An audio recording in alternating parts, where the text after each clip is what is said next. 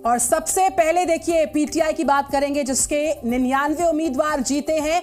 हालांकि इस बार पीटीआई सीधे तौर पर चुनाव में नहीं थी, लेकिन उसके समर्थित उम्मीदवारों को बम्पर जीत हासिल हुई है। ग्राफिक्स के माध्यम से आपको बता रहे, देखिए 2024 में जो अब तक के नतीजे हैं, 99 पीटीआई के खाते में, पीएमएलएन के खाते में 70, पीपीपी 53, एमएमए 2 और एमक्यूएमएमपी जो है 15 के साथ अदर्स यानी अन्य के खाते में 5। और 2018 की तस्वीर, ये जो पूरी टैली आपके सामने, पीटीआई को 116 मिल पाई थी सीट्स उस वक्त, पीएमएलएन के खाते में 64 गई थी, 43 गई थी पीपीपी के खाते में, और एमएमए के खाते में 12 आई थी, जो कि अब सिर्फ 2 पर सिमटी है। एमक्यूएमएमपी उस वक्त 6 पर सिमटी थी और अब 15 उनके खाते में जुड़ती, और अन्य के खाते में 20 जाती हुई। तो आपको दिखा रहे हैं हम। और चलिए ज्यादा जानकारी के लिए सीधे हम रुख कर लेते हैं हमारे सहयोगी रविंद्र सिंह रॉबिन का। रविंद्र, जिस तरह से यहां पर नंबर गेम की अगर बात करें तो जो पीटीआई समर्थक निर्दलीय हैं उनके नंबर्स काफी ज्यादा है, लेकिन नवाज शरीफ आगे आ रहे हैं और लगातार वो दावा कर रहे हैं, विक्ट्री स्पीच वो दे रहे हैं, बाकी निर्दलीय उम्मीदवारों को भी कह रहे हैं कि साथ मिलकर आए और सरकार बनाए।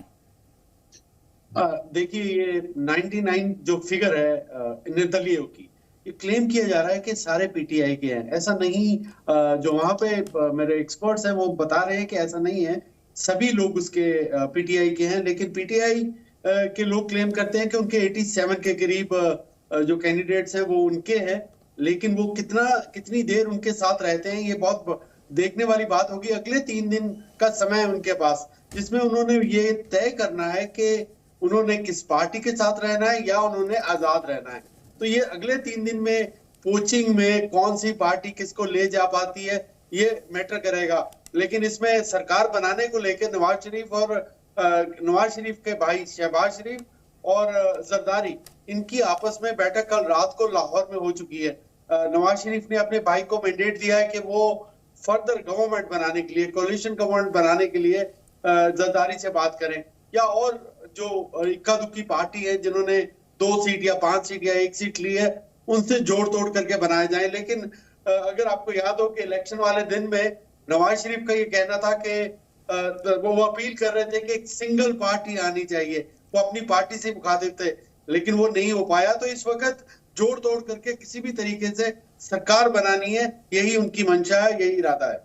बिल्कुल, जिस तरीके से हम देख पा रहे हैं, क्लियर मैंडेट किसी भी पॉलिटिकल पार्टी को इंडिविजुअली नहीं आ पाया। ऐसे में जो जोड़ तोड़ की राजनीति है, रॉबिन आपने इस बात का जिक्र किया कि अगले 2 से 3 दिन में तस्वीर साफ होगी कि कौन किसके साथ जा पाता है। लेकिन अभी भी कुछ सीट्स ऐसी हैं जहां पर गिनती पूरी नहीं हुई है, वहां पर संशय बरकरार है।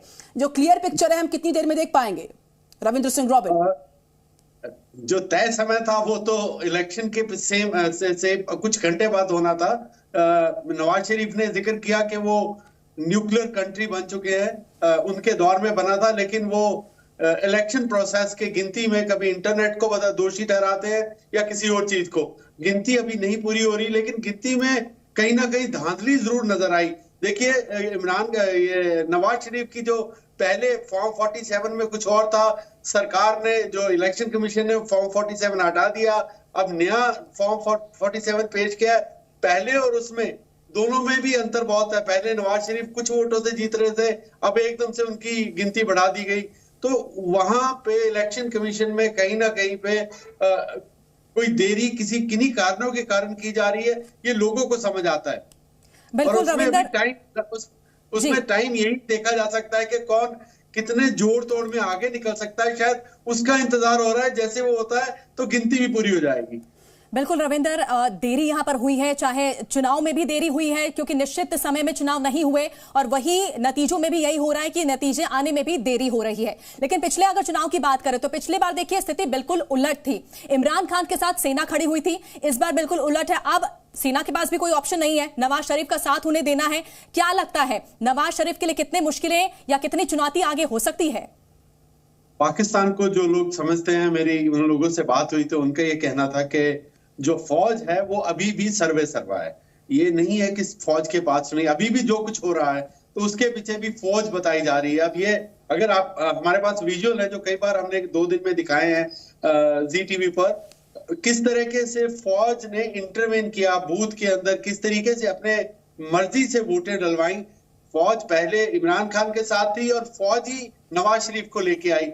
ये फौज ही थी जिसने इंडिपेंडेंट्स जो कैंडिडेट खड़े थे उनके घर वालों को उठाया। ये फौज ही थी जिन्होंने जितने जो भी पीटीआई का झंडा लेके आता था उसको उठा लिया या जलसे नहीं करने दिए। तो फौज तो अभी भी सर्वे सर्वा है। जो पाकिस्तान में इस वक्त स्टेट एक्टर, जो थर्ड पार्टी या कह दें या डीप स्टेट कह दें, वो पाकिस्तान में इन पॉलिटिकल पार्टी से आगे बढ़कर है। इतिहास में डेमोक्रेसी पाकिस्तान में प्रवेल नहीं की और अब भी जो है, अभी भी आप देखिए कि फौज की मर्जी से ही हो रहा है। अगर कोalition गवर्नमेंट भी बनेगी तो ये समझा जाता है कि वो फौज ही बनवाएगी।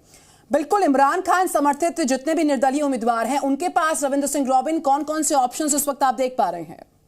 मौजूदा अंकों का जो गणित दर्शा रहा है इस वक्त टैली पे, ये तो सीधे तौर पे माना जा सकता है कि जो पीटीआई के समर्थक हैं, जो निर्दलीय हैं, ये एक वहां पे प्रावधान है कि जो निर्दलीय हैं वो इकट्ठे होके बिना किसी पार्टी का नाम लिए वो भी सरकार बना सकते हैं, वो भी इकट्ठे हो सकते हैं। लेकिन ऐसा नजर नहीं आता, उनके पास इतनी गिनती नहीं है। 100 के करीब वो लोग, 99 है, 100 हो जाएंगे और 15 भी मिला दे 115, जबकि वहां पे गिनती चाहिए 169 की सॉरी। तो 169 की गिनती को पूरा करना, उस आंकड़े को छूना, ये इंडिपेंडेंट या पीटीआई के लिए नामुमकिन है। पीटीआई एक स्ट्रांग ऑपोजिशन में खड़ी हो सकती है या पीटीआई के वर्कर या कैंडिडेट्स अगर इकट्ठे रह जाते हैं 99 के, तो एक स्ट्रांग ऑपोजिशन के रूप में सामने आ सकते हैं। सरकार बनाना उनके लिए आसान नहीं होगा। देखा जाए रविंदर तो 3 बार देखिए प्रधानमंत्री के तौर पर नवाज शरीफ रह चुके हैं और ऐसे में एक बार फिर से अगर उन्हें मौका मिलता है तो किस तरह से वो पाकिस्तान की आर्थिक स्थिति को मजबूत कर पाते हैं, ये भी देखना होगा। आप बिल्कुल हमारे साथ बने रहिए। देखिए किस तरह से यहाँ पर जो इमरान खान के जो समर्थित निर्दलीय हैं उनके जो नंबर्स यहाँ पर सामने आए हैं, लेकिन नवाज शरीफ लगातार यहाँ पर जो है विक्ट्री स्पीच देते हुए नजर आ रहे हैं। रविंद्र सिंह रॉबिन, आप हमारे साथ जुड़े थे लाइव, बहुत बहुत धन्यवाद। हम लौटेंगे फिर से आपके पास। पाकिस्तान में सेना का समर्थन पा चुके नवाज शरीफ एक बार फिर से पीएम बनने की तैयारी में हैं। बिल्कुल, पीएमएलएन को बताया सबसे बड़ा दल और उन्होंने कहा कि सभी के साथ मिलकर सरकार बनाने का उन्होंने ऑफर भी दिया। जी न्यूज़।